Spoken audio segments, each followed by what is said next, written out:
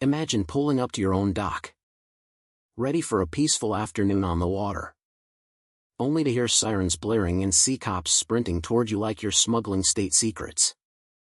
That's exactly how my nightmare started in the oh-so-perfect suburb of Willow Creek Estates. Where the HOA queen, Barbara the Enforcer Hargrove, decided my little fishing boat was a threat to her iron-fisted empire. In Willow Creek, the houses sat in neat rows like soldiers at attention. Lawns mowed to the exact height specified in the bylaws, 2 inches. No more. No less. Or you'd get a passive-aggressive note taped to your door. It was the kind of place where kids rode bikes in circles. Neighbors waved with smiles that didn't reach their eyes. And everyone pretended the air wasn't thick with unspoken rules. I'd moved in 6 months ago. A quiet guy named Alex Rivera. Fresh off a divorce and looking for a fresh start. My house came with a sliver of lake access, a rickety dock that had seen better days, and a small base boat I'd inherited from my dad. It wasn't fancy, just a beat-up aluminum hull with a trolling motor, but it was my escape. Or so I thought. The whispers started almost immediately. Did you hear about the new guy? Parks that junky boat like he owns the place. I'd catch glimpses of Barbara patrolling the neighborhood in her golf cart, sunglasses perched on her nose, clipboard in hand, jotting notes on everything from overgrown hedges to suspicious bird feeders. She was in her late 50s. With a perm that screamed "I manage a PTA like a dictatorship," and a voice that dripped honey when she wanted something but turned to vinegar at the first sign of resistance. "We're all about community standards here, dear," she'd say at the monthly meetings. Her smile as fake as the pearls around her neck. But behind closed doors, she ruled with fines and threats, turning minor gripes into full-blown scandals to keep her presidency secure. I ignored the rumors at first. Let them talk. I had the deed proving my lot included riparian rights, fancy talk for owning a piece of the shoreline. The boat stayed tied up at the dock, out of sight from the main road, harming no one. But one sunny Saturday, as I fiddled with the engine, the piece shattered. Red and blue lights flashed across the water, and 2 officers marched down the path, hands on their holsters. "Sir, step away from the vessel," the burly one barked, his partners scanning the area like it was a crime scene. I raised my hand slowly, heart pounding but mind racing. "Officers, what's this about? This is my property. We got a call about an unauthorized watercraft trespassing on community land. Possible theft or vandalism." "Theft? Of my own boat?" I couldn't help but chuckle bitterly. "Let me guess, Barbara Hargrove tipped you off. Said it's an eyesore ruining the aesthetic?" The younger cop shifted uncomfortably. "She mentioned safety concerns. Said it's not registered with the HOA. From the hill above." Barbara watched, arms folded, her floral blouse billowing like a flag of conquest. She called down, her voice carrying that faux-concerned lilt, "Officers, thank goodness you're here. That boat's been an issue for weeks. We have rules to protect our beautiful lakefront, HOA Code 14.7. No unapproved marine vehicles." I pulled out my phone, showing the deed photo I'd snapped for just such an occasion. "Here's the county-stamped proof. This dock's mine. Grandfathered in pre-HOA. No code overrides private ownership." The officers skimmed it, exchanged glances. "Looks legit." "Ma'am," the burly one said to Barbara. "No crime here." Her face twisted, just a flicker, but she recovered with a saccharine smile. "Well, we'll see about that. Standards must be upheld." As they left, she shot me a look that said this was far from over. And oh, was she right? The next day, A certified letter arrived. Plastered with HOA seals, violation notice, immediate removal required. Failure to comply will result in $50 daily fines. Signed by Barbara. Of course. I crumpled it. But the rumors escalated. At the grocery store, Mrs. Jenkins from down the street whispered, "Heard you're squatting on HOA land. Bold move." Online. In the neighborhood Facebook group Barbara moderated. Posts popped up. "Who's this Alex guy thinking he can trash our views with that rusty tub?" Anonymous. Naturally. But her style, preachy. Judgmental. I stayed silent. Documenting everything. Emails. Screenshots. Even timestamps on her patrols. Patience was my weapon. I'd learned that from years in corporate hell. Watching bullies implode under their own weight. But inside, the anger simmered.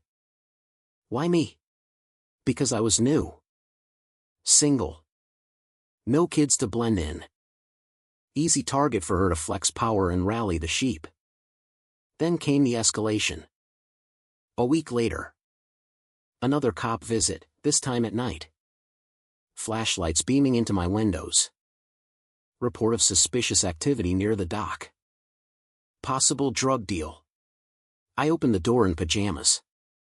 Exasperated. "Let me save you time, Barbara again?" The officer nodded sheepishly. She said lights flickering. Shadows moving. Sounded urgent. I led them to the dock. That's my solar lantern charging. No drugs. Just a guy trying to fish. They apologized and left. But Barbara's game was clear, harass until I broke. The neighborhood buzz picked up, people avoided eye contact. Kids steered clear of my yard. One evening. My neighbor Tom, a mild-mannered accountant, knocked hesitantly. "Hey, Alex. Just be careful. Barbara's got the board wrapped around her finger. She's talking liens if you don't comply." I nodded. Calm. "Thanks for the heads up. But Tom, ever wonder why she pushes so hard on community upkeep fees?" He shrugged. "Keeps things nice, I guess. Or lines her pockets," I muttered. But he was already retreating. The fines piled up, $3.50 in a month. I ignored them. Instead digging into public records. Turns out, the HOA had tried, and failed, to annex lakefront lots years ago. Barbara had pushed it. But votes fell short. Yet here she was. Acting like queen of the waves. I filed a small claims suit against the HOA for harassment and false fines. Her response? A countersuit for defamation and disruption of community harmony. Classic, turn the victim into the villain. Court day arrived. The small town hall buzzing with fluorescent hums and the scent of old wood. I sat composed. Binder in lap, deeds. Maps. Emails. Barbara burst in late. Heels clacking. Towing a suitcase of evidence, mostly HOA newsletters and grainy photos of my boat circled in red marker. The judge. A no-nonsense vet named Harlan. Eyed her. "Miss Hargrove. You're late. Proceed." She stood. Chin high. "Your Honor. This man is undermining our cherished standards. That boat's a blight, rusty. Unkempt. We enforce for everyone's benefit." Harlan interrupted. "Legal basis for control over his dock?" She waved a paper. "Our bylaws. Section 14, all shared amenities under HOA jurisdiction." "Shared?" I interjected. Handing over my deed. "This proves it's private. No amendment ever passed." Harlan reviewed. Nodding. Deed predates the HOA. Easement intact. Barbara's cheeks flushed. But aesthetics. It's lowering property values. We voted on enhancements. Voted? Harlan raised a brow. Show me the minutes where you acquired ownership. She fumbled. Well, not exactly. But intent was. Intent isn't law, he snapped. Miss Hargrove.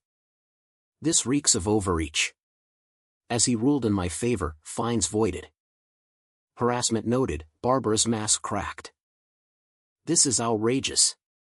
We're protecting the community. From what? A fishing boat? I said quietly. But the sarcasm landed like a slap. Outside. She cornered me. You think you've won? I'll appeal. People like you ruin nice places. I smiled thinly. People like me? Or people who read fine print? That night. Digging deeper. I found the gold, invoices from Hargrove Management Services, a LLC she'd quietly formed. Cross-referencing with neighbors' complaints online. Patterns emerged, fake fees for lake maintenance on non-lakefront homes. Tom had one. Buried in his junk drawer, $200 for shoreline beautification. He hadn't paid. But others had. I knocked on doors discreetly. Ever get a weird bill from the HOA? Whispers turned to outrage. Linda from across the street, I paid $400 last year, thought it was mandatory. We gathered in my basement. A ragtag group of 5. Poring over documents under a bare bulb. Look, I said. Pointing to bank traces. Payments route to her personal account. Not HOA's. Tom whistled. That's embezzlement. Linda nodded. She's been preaching transparency while skimming off the top. We compiled a dossier, forged signatures on amendments. Unauthorized debits. Even a failed attempt to convert the HOA into her private trust. The irony?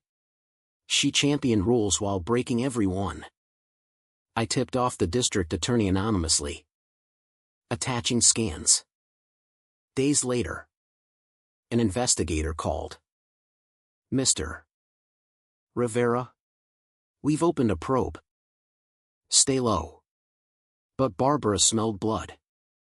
She called an emergency meeting. Emailing, addressing baseless rumors threatening our harmony. We showed up en masse. Packets in hand. The clubhouse overflowed. Air thick with tension. Barbara at the podium. Blazer starched. Voice quivering under her poise. Friends. Some disgruntled elements are spreading lies. Our finances are impeccable, for the greater good. Greater good? Linda stood.